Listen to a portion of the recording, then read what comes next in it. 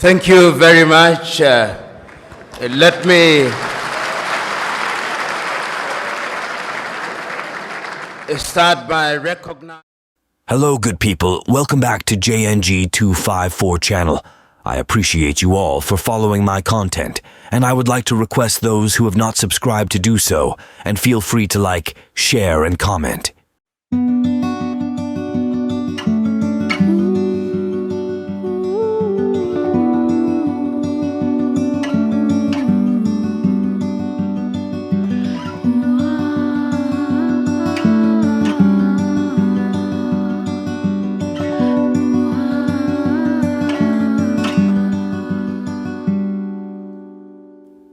Welcome to this special episode, where we focus on the life and impact of one of Africa's most influential figures, a man whose words have the power to move nations. In the heart of Africa, there exists a powerful voice that echoes across the continent, a voice that inspires change and champions justice. That voice belongs to none other than Professor PLO Lumumba. As a student on the 9th day of December 1984, when I was a student leader at the University of Nairobi, and the then president of Kenya invited me among other students to accompany him, and that is when I met Mwalimu. Born on the 17th of July 1962, Patrick Loch Otieno Lumumba in Kenya, his journey is one of inspiration and intellectual prowess. He earned his stripes as a scholar, obtaining degrees in law from the University of Nairobi, Harvard Law School, and a PhD from the University of Ghent in Belgium. His academic career was marked by a commitment to excellence, and he later became the director of the Kenya School of Law, shaping the minds of future legal practitioners in Kenya and beyond. But it's not just his academic achievements that set Professor Lumumba apart. It's his passionate advocacy for a better Africa. He believes in the power of good governance, the rule of law, and the eradication of corruption. Because the colonizer left but never left.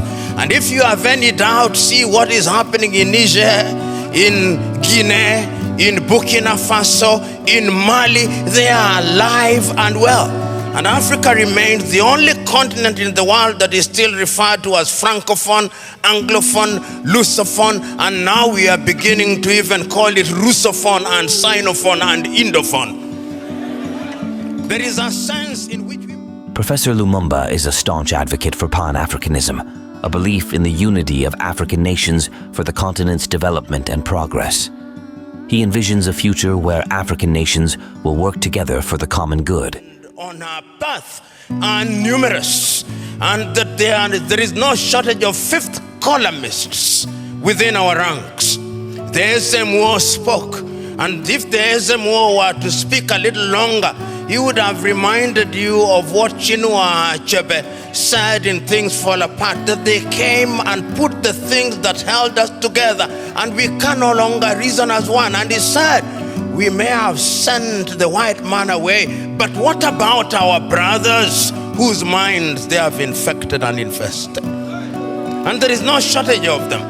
So Africa can and will arise. And if you look at the continent of Africa, his powerful and thought-provoking speeches have earned him international recognition and awards.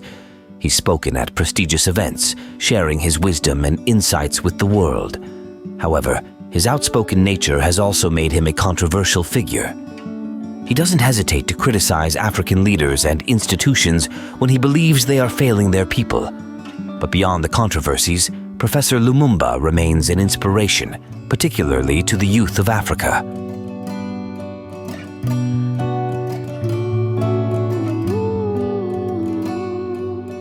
Where he tells the 32 heads of states gathered there, we must live here with one army.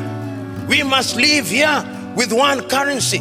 We must live here with one foreign policy coordinated. And I even suggest that we can have a capital, and I suggest Bangui in Central African Republic because it is the most central. But we listen to him not. After that, of course, we have had our gains. Under the aegis of the OAU, Africa was able to... His message is clear. Africa's future lies in the hands of its people, and they must demand accountability, transparency, and effective leadership. In Angola, in Mozambique, in Guinea-Bissau, under the aegis of the OAU, Africa was able to chase away the apartheid regime in what is now Namibia and the Ian Smith regime in what is now Zimbabwe. Let us not judge ourselves too harshly. We have made our mistakes, but sometimes it is proper, as my sister said, that we see half full glass rather than half empty. We must not debilitate ourselves by constantly bashing ourselves and looking at Africa from jaundiced eyes from Europe and America. And I'm suggesting to you, we have and will continue to make our mistakes. Look at Africa and the decision that she has made for herself over the years. As early as 1980, Africans sitting here in Lagos, Nigeria. As we conclude this exploration of the life and impact of Professor PLO Lumumba, we are reminded of his enduring legacy.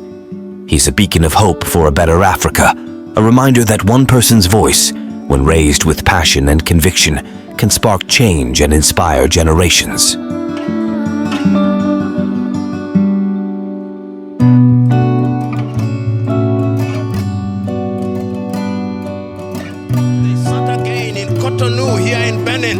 And came up with the Cotonou Agreement. They are never resting. We must never forget that. The neo-colonialists are alive and well, and is always trying to frustrate what we do, because Africa is their hunting ground. And we did not stop there. When we are doing things, you tell me what Africa has not tried to do.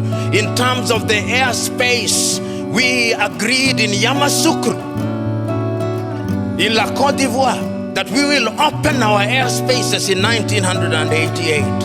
We sat in Abuja here in Nigeria in 2001 and said we were going to spend not less than 15% of our budget in the health sector. We sat in Malabo, Equatorial Guinea in 2014 and said we were going to focus on agriculture. We sat down in Maputo in 2013 and said we were going to ensure that our women were mainstreamed in the activities of Africa. We sat down in Abuja in 2014 and said we were going to have free movement of people, and once again sat down in Kigali, Rwanda 2018 and said we were going to eliminate visas.